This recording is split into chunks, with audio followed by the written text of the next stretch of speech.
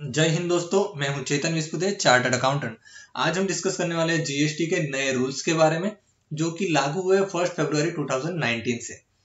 इसके बाद आने वाले वीडियो में हम डिस्कस करेंगे जीएसटी अमेंडमेंट एक्ट 2018 के बारे में, वो भी लागू हुए हैं 1 फरवरी 2019 से। तो पहले हम रूल्स देख लेते हैं, बाद में हम अगले वीडियो में प्रोविजंस को देखेंगे। तो चैनल को सब्सक्राइब जरूर से कर देना, ताकि आगे आने वाले वीडियो की नोटिफिकेशन आपको टाइम पर मिल जाए। और रूल स्टार्ट करूं उसके पहले मैं आपके साथ एक मोटिवेशनल किस्सा डिस्कस करना चाहता हूं। आई होप आपको किस्सा पसंद आए। ये है एक नोवेल, अभी अभी रिलीज हुई है। इसको लिखा है अखिल महेश्वरी ने। Love is beyond everything. By profession Akhil एक चार्टर्ड अकाउंटेंट है, मेरे काफी अच्छे फ्रेंड है। मैं उनको करीब 9-10 साल से जानता हूं। और एक सीए प्रोफेशन का बंदा एक नोवेल लिख रहा है, इससे बड़ी बात क्या हो सकती है। दूसरी चीज, हमें सीखने वाली चीज ये है, क्या हमें वो काम करना चाहिए जो हमें पसंद है, ना कि जो दुनिया देखे, दुनिया को क्या अच्छा लगे। हमें वो करना चाहिए जो हमें पसंद है। अगर वो हम काम करेंगे, बेस्ट तरीके से करेंगे, तो हम बहुत आगे जाएंगे। तो नोवेल को मैंने परचेज का ऑर्डर दे दिया है। अगर आप भी नोवेल रीड करने में इंटरेस्ट रखते हो, तो आप भी अमेजोन पर जाकर इसे परचेज कर सकते हो और रीड कर सकते हो। एनीवे, हम रूल स्टार्ट करते हैं, नए रूल्स जो आए हैं। सबसे पहले रूल 11 ये कहता है सेपरेट रजिस्ट्रेशन के बारे में। अगर कोई पर्सन का कोई स्टेट में या यूनियन टेरिटरी में अलग अलग जगह पर प्लेस ऑफ बिजनेस है, तो वो सभी के लिए सेपरेट रजिस्ट्रेशन ले सकते हैं। उसकी कुछ कंडीशंस है। पहली कंडीशन ये है, जो भी प्लेस ऑफ बिजनेस है वो प्लेस ऑफ बिजनेस होने चाहिए एज पर section 2 subsection 85 of the GST act. दूसरी कंडीशन है, वो सारे के सारे प्लेस ऑफ बिजनेस होंगे, उनको सेक्शन 10 का बेनिफिट नहीं मिलेगा, सभी को रेगुलर में ही जाना पड़ेगा, यानी कि कंपोजिशन स्कीम का बेनिफिट नहीं ले पाएंगे। दूसरी चीज, अगर वो प्लेस ऑफ बिजनेस अपने आप अंदर अंदर कोई ट्रांजेक्शन कर रहे हैं, तो उनको भी टैक्स इनवॉइस इश्यू करना पड़ेगा फॉर सप्लाई ऑफ गुड्स और सप्लाई ऑफ सर्विस के लिए। फिर सब रूल 2 है, वो कहता है अगर किसी को इसकी एप्लीकेशन करनी है, तो उसे जीएसटी आरएजी 1 में एप्लीकेशन देना रहेगा। फिर अगला रूल है रूल 41 कैपिटल ए। अब सेपरेट रजिस्ट्रेशन के बारे में ही है, ये भी देख लेते हैं क्या है। Transfer of credit on obtaining separate registration for multiple place of business with in state और यूनियन टेरिटरी। अगर रूल 11 के तहत अगर आप सेपरेट रजिस्ट्रेशन ले लेते हो सारे प्लेस ऑफ बिजनेस के लिए, तो आपके एक प्लेस पर जितनी क्रेडिट पड़ी है, थोड़ी है या होली पार्टली, वो आप सारे प्लेस ऑफ बिजनेस में डिस्ट्रीब्यूट कर सकते हो, जो भी अनयूटिलाइज क्रेडिट होगी। तो उसके लिए सब रूल 1 है, पढ़ लेते हैं क्या है।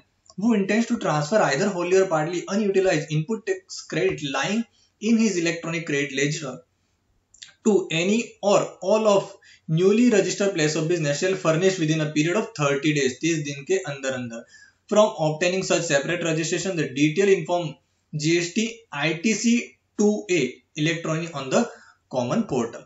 तो क्या करना रहेगा, GST ITC 2A फाइल करना रहेगा 30 दिन के अंदर अंदर। जिस दिन से आपने रजिस्ट्रेशन ले लिया, वहां से 30 दिन के अंदर आपको GST ITC 2A फाइल कर देना है, ताकि आप उस प्लेस के लिए जितनी भी आपकी आईटीसी होगी अनयूटिलाइज उस प्लेस की, वो आप ट्रांसफर कर सकते हो। अब कौन से रेशियो में करनी है वो आगे आएगा। उसके लिए प्रोविजो दिया है, provided that the input tax credit shall be transfer to the newly registered entities in the ratio of value of asset held by them at the time of registration. At the time of registration उस place की asset कितनी थी उसके ratio में। Suppose आपके पास 3 place of business है, तीनों में 10-10 लाख का है, तो 1/3 डिवाइड हो जाएगा।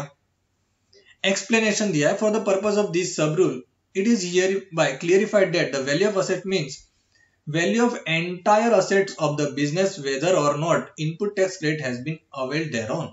यानी कि आपने इनपुट टैक्स क्रेडिट लिया है या नहीं लिया वो नहीं देखना है, टोटल असेट्स पूरे के पूरे बिजनेस की उसके रेशियो में आपको डिस्ट्रीब्यूट कर देना है आईटीसी को। आगे नया रूल इंसर्ट हुआ है, rule 2A suspension of registration. अब सस्पेंशन ऑफ रजिस्ट्रेशन की इफेक्टिव डेट क्या है, मेनली उसके बारे में बात करी गई है। अगर कोई पर्सन सामने से अप्लाई करता है कैंसलेशन ऑफ रजिस्ट्रेशन के लिए, तो उसकी डेट कौन सी रहेगी।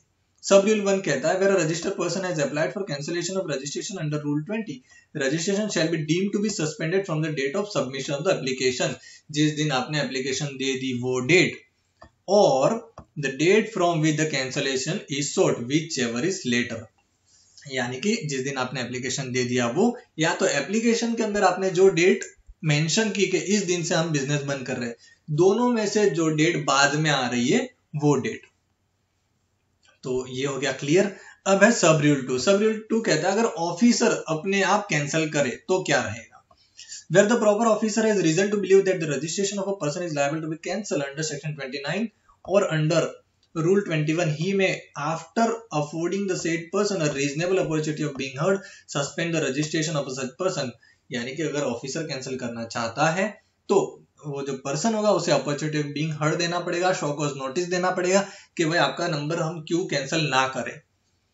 और सपोज वो कैंसिल करता है after opportunity of being heard, तो उसकी इफेक्टिव डेट रहेगी from the date of determined by him, जिस दिन उन्होंने लिखा होगा कि आपका रजिस्ट्रेशन इस डेट से कैंसिल हो रहा है। सब रूल 3 कहता है a registered person whose registration has been suspended under sub rule 1 or sub rule 2 shall not make any taxable supply during the period of suspension and shall not be required to furnish any return under section 39. यानी कि जिनका registration cancel हुआ होगा सब rule 1 के अंदर या 2 के अंदर, उनको टैक्सेबल सप्लाई भी नहीं करना है और रिटर्न जो फाइल करना आता है वो भी फाइल नहीं करना रहेगा। आगे रूल 53 में अमेंड हुआ है और उसमें सब रूल 1A को इंसर्ट किया गया। उसमें कहा है कि क्रेडिट और डेबिट नोट जो होती है उसमें क्या क्या चीजें मेंशन होनी चाहिए। तो मेन चीजें वही है जो टैक्स इनवॉइस में होती है, नाम होना चाहिए, एड्रेस होना चाहिए, जीएसटी नंबर होना चाहिए, उसका जो डेबिट नोट क्रेडिट नोट के साथ जो सिंबल्स आप यूज कर सकते हो, न्यूमेरिकल यूज कर सकते हो, प्लेस ऑफ सप्लाई, सिग्नेचर, वो सब होना चाहिए। फिर आगे रूल 80 में कुछ अमेंडमेंट है, एनुअल रिटर्न के बारे में है रूल 80।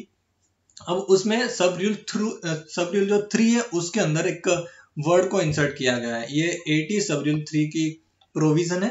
इसमें यहाँ पर आफ्टर एवरी रजिस्टर्ड पर्सन, इसके बाद में एक वर्ड को इंसर्ट किया गया है। कौन सा वर्ड इंसर्ट है? ये वाला जो मैंने बोल्ड करके रखा है, other than those referred to in the proviso to sub section 5 ऑफ सेक्शन 35। यानी कि क्या होगा, ये जो प्रोविजो है सेक्शन 35 सब सेक्शन 5 के अंदर जिन लोगों का नाम लिया है उनको ये प्रोविजन नहीं लगेगी 80 सब रूल 3 की। उनमें कौन से लोग आते हैं? गवर्नमेंट डिपार्टमेंट जिनका ऑडिट सीएजी करने वाला है या तो कोई एक्ट के तहत होने वाला है, तो उनको ये एनुअल रिटर्न की प्रोविजन नहीं लगेगी। फिर रूल 85 और 86 में दो सेक्शन को इंसर्ट किया गया है, section 49 capital A, section 49 capital B, जो कि कहता है manner of utilisation of credit. यहां पर पहले आईजीएसटी को यूज करना रहेगा, फिर सीजीएसटी और जो एसजीएसटी उसको यूटिलाइज करना है, वैसा कहा गया है। फिर रूल 89 में एक डिक्लेरेशन ऐड किया गया है। जब आप सेल्स में कोई सप्लाई करते हो उसका रिफंड लेते वक्त ये जो नया डिक्लेरेशन रहेगा उस फॉर्म में, तो उसे ऐड करना रहेगा। उसकी जो फॉर्म का फॉर्मेट है वो भी जो नोटिफिकेशन नंबर 3 है उसके साथ में अटैच है, आप उसे भी देख सकते हो। अगर किसी को नोटिफिकेशन की कॉपी चाहिए तो मुझे बताना, मैं आपको लिंक प्रोवाइड कर दूंगा डिस्क्रिप्शन। अगर आपको आज का वीडियो अच्छा लगा तो प्लीज सबके साथ शेयर कीजिए, लाइक कीजिए और थैंक यू फॉर वॉचिंग दोस्तों। मिलते हैं अगले वीडियो में।